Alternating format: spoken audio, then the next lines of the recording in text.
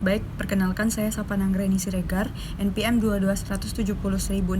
Di sini saya akan menjelaskan poster yang sudah saya buat tentang kejadian hipertensi dengan peripheral artery disease atau PAD.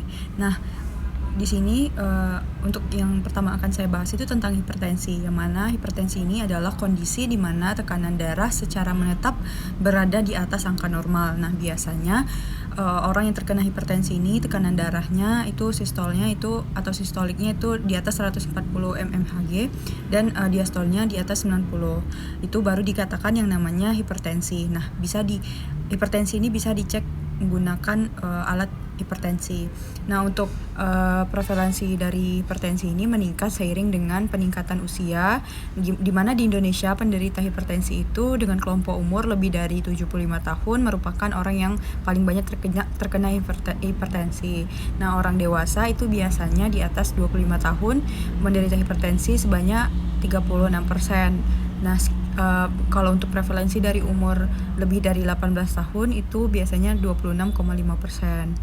Untuk selanjutnya saya akan membahas tentang peripheral artery disease, di mana definisi PAD tersebut adalah kelainan pembuluh darah yang disebabkan oleh atherosclerosis atau thromboemboli yang mengganggu struktur dan fungsi aorta serta cabang visceralnya serta arteri yang memasok darah ke ekstremitas bawah, yang mana PAD ini biasanya banyak terkena pada orang yang terkena diabetes, karena faktor utamanya itu biasanya orang yang terkena diabetes, hipertensi, dan juga merokok, bisa juga dislipidemia.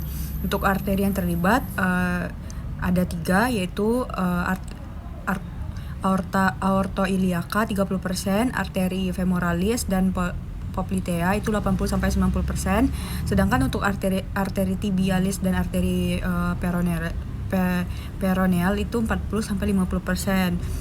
Untuk spektrum gejala klinis pada PAD itu biasanya tidak bergejala atau asimptomatik. Untuk gejalanya bisa claudicatio, intermiten, nyeri saat istirahat, ulkus.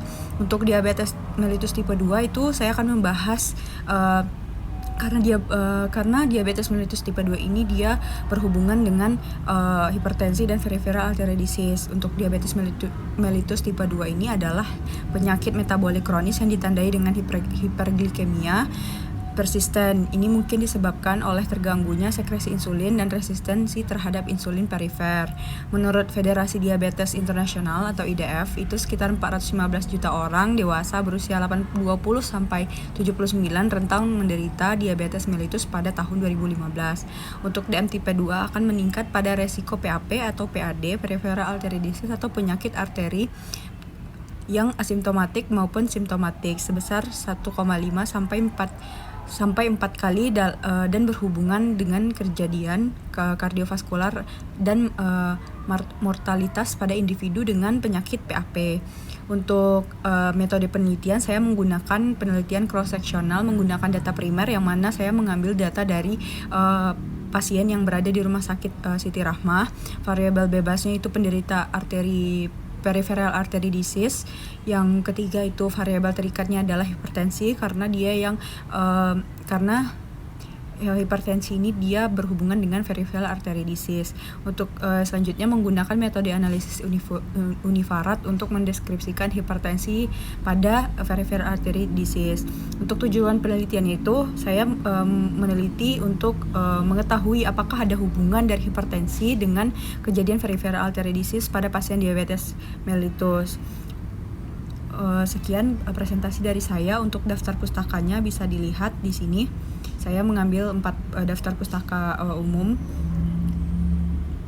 Baik, sekian presentasi atau video yang menjelaskan tentang kejadian hipertensi dengan peripheral artery disease saya. Saya ucapkan terima kasih. Assalamualaikum warahmatullahi wabarakatuh.